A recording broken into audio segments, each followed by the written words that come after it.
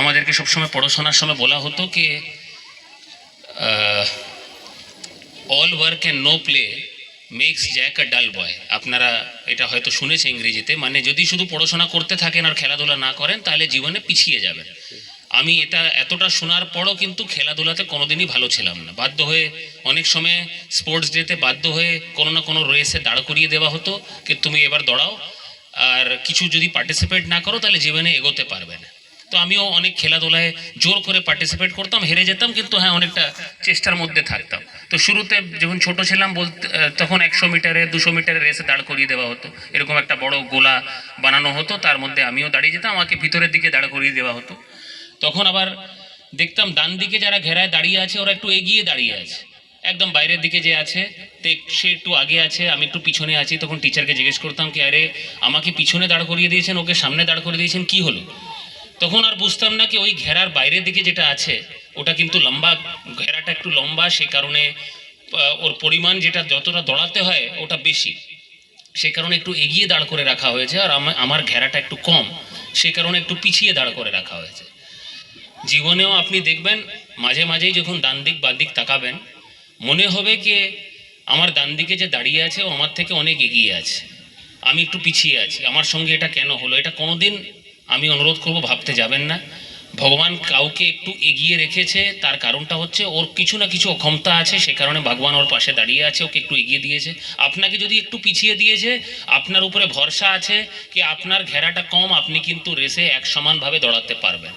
এই ভরসাটা কিন্তু উপরওয়ালার উপরে, আপনার অভিভাবকদের উপরে, আপনাদের শিক্ষকদের উপরে রাখবেন। ডান দিক বাঁ দিক তাকাবেন না, নিজের ট্র্যাকের দিকে তাকাবেন, আর আপনি দেখবেন ঠিক রেসে আপনারা কিন্তু জিতে যাবেন।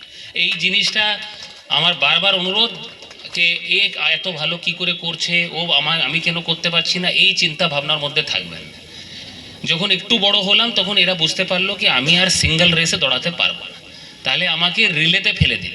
রিলে রেস আপনারা জানেন, একজন দৌড়ায়, তারপরে ওই বেটেনটা বা ওই লাঠিটা ছোট পাস করে, তারপরে অন্যজন দৌড়ায়, তারপরে অন্যজন দৌড়ায়, এরকম করে একটা টিম ওয়ার্কের মতো আমরা দৌড়াতে শুরু করি।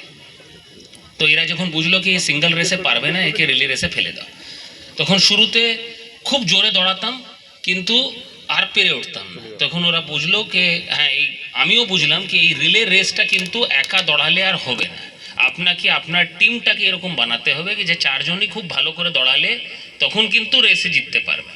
জীবনে আপনি দেখবেন সিঙ্গেল রেস খুব কম পাবেন, জীবনটা কিন্তু রিলে রেসের মতো। যদি আপনার টিমটা না থাকে বা উনি স্কুলের টিমটা যদি ভালো না থাকে, একা টিচার ইনচার্জ কিন্তু টানতে পারবেন না। আপনার ক্লাসে যদি একজন পড়াশোনায় ভালো থাকে, ক্লাসে কিন্তু সবাই কিন্তু উপলব্ধি করতে পারবেন না। নিজেদেরকে অপরকে সঙ্গে নিয়ে আপনাকে একটা টিম ওয়ার্কে এগোতে হবে রিলে রেসের মতো, তখনই কিন্তু জীবনে জিততে পারবে। এবার যখন টিম ওয়ার্কের কথা হয় তখন মনে হয় কি আমি অনেক সময় খুব রেডি হয়ে থাকতাম, যখন ওই বেটেনটা আমার কাছে আসতো তখন আবার দৌড়াতে শুরু করতো। তখন আমাদের যে স্পোর্টস ইন্সট্রাক্টর ছিলেন উনি বললেন কি না এইভাবে দাঁড়িয়ে থাকলে হবে না, পিছন থেকে যে দৌড়ে আসছে তার স্পিডে তোমাকেও থাকতে হবে, দৌড়াতে দৌড়াতে ওর থেকে ওই লাঠিটা নিতে হবে। জীবনেও একই জিনিস, যদি টিম ওয়ার্ক করতে হয় আমার কথা শোনো, আমি এটা ভাবছি, আমি থেকে বেরিয়ে এসে আপনাকে কিন্তু যে টিমের স্পিড আছে ওই স্পিডে কিন্তু যেতে হবে। তাদের স্পিডে যদি না হাঁটেন, তাদের স্পিডে যদি না দৌড়ান, ওই রিলে রেসে আপনি কিন্তু কোনোদিন পারবেন না।